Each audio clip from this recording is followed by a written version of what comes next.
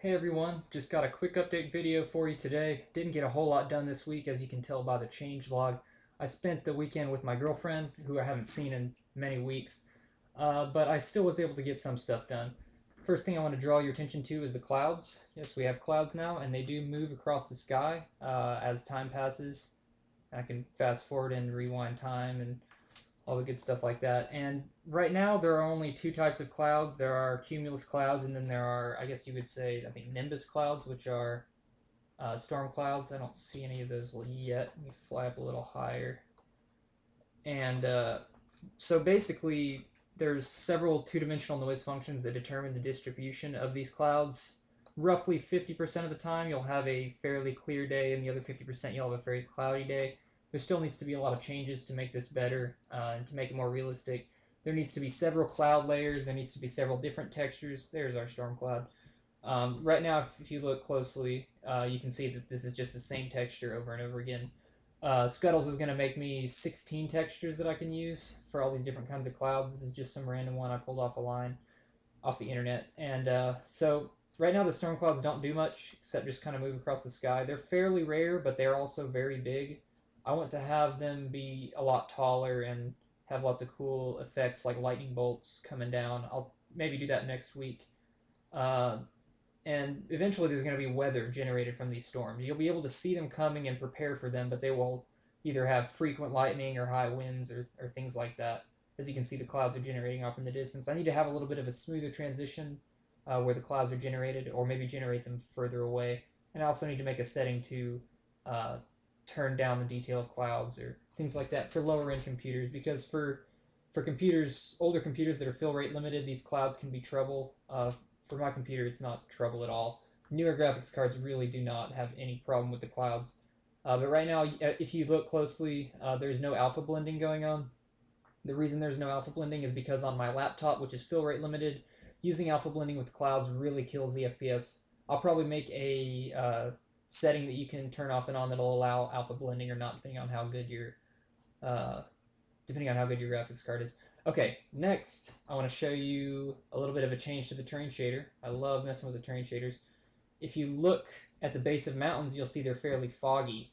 I made the fog sort of based on Y distance, and I think it gives just this really cool effect to everything, like a kind of a misty effect to the base of mountains.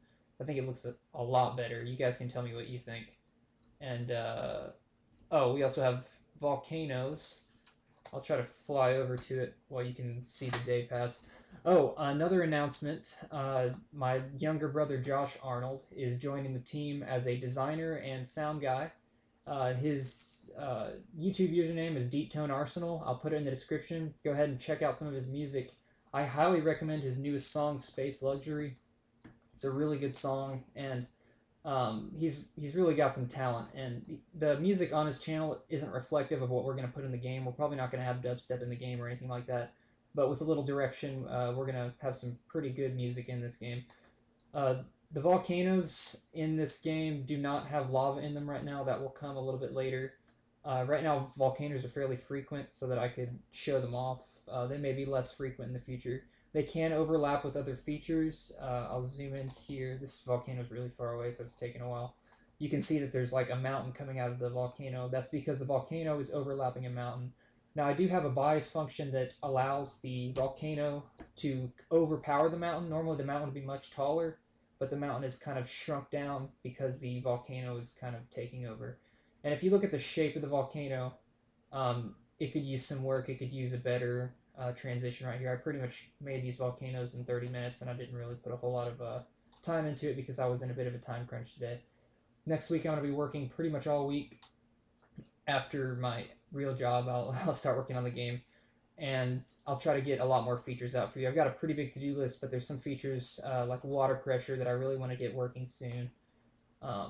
So the first thing you'll notice when I get in this crater is that there's still grass and stuff, and the stuff doesn't line up correctly. I need to modify the terrain generator greatly to allow better control of the layers of the earth based on biome and all that. That should be hopefully ready by the next video, and there shouldn't be things like trees in here. Yeah, but I think that's pretty much the entirety of this update. Let me look. There were a few optimizations you can see in the changelog. Not a whole lot of features in general. Yeah, that's pretty much it. Let me think if there's anything I need to say. Thanks for your support, everyone. The idea for Volcanoes came from you guys, and Clouds as well, and Weather came from you guys.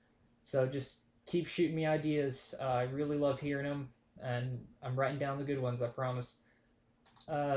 Thanks for watching. Stay tuned for the next video. Peace out.